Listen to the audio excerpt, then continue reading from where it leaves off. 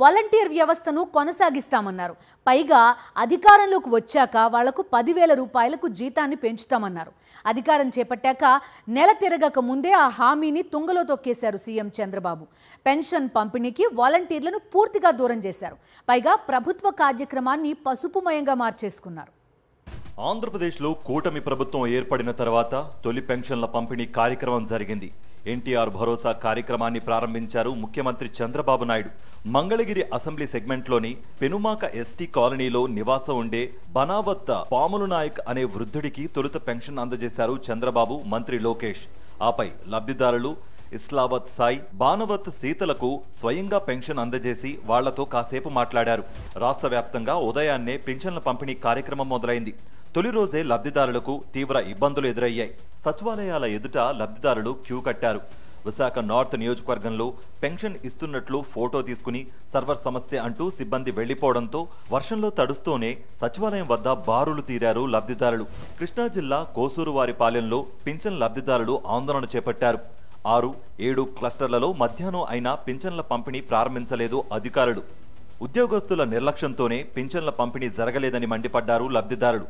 తిరుపతి నగరం కార్పొరేషన్తో పాటు చంద్రగిరి, శ్రీకాళహస్తి నియోజకవర్గాల్లో సర్వర్లు పనిచేయకపోవడంతో లబ్ధిదారులు తీవ్ర ఇబ్బందులు ఎదుర్కొన్నారు. శ్రీకాకుళం జిల్లా పలాస మండలం పెదంచెలలో 22 మంది లబ్ధిదారులకు పెన్షన్ నిలిపివేశారు.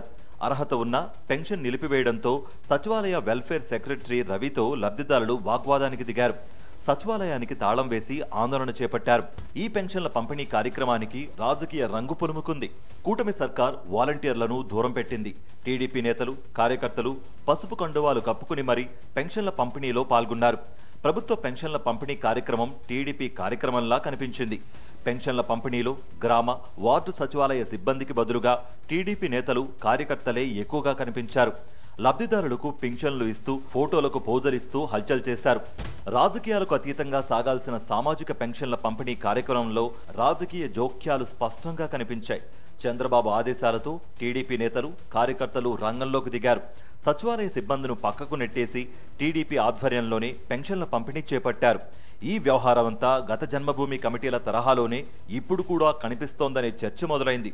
జగన్ ప్రభుత్వంలో రాజకీయాలకు అతీతంగా పెన్షన్ పంపిణీ కార్యక్రమం జరిగేది. ఇప్పుడు టీడీపీ నేతల జోక్యంతో ఇది ఆ పార్టీ ఈవెంట్గా మారిందనే విమర్శలు వ్యక్తమవుతున్నాయి.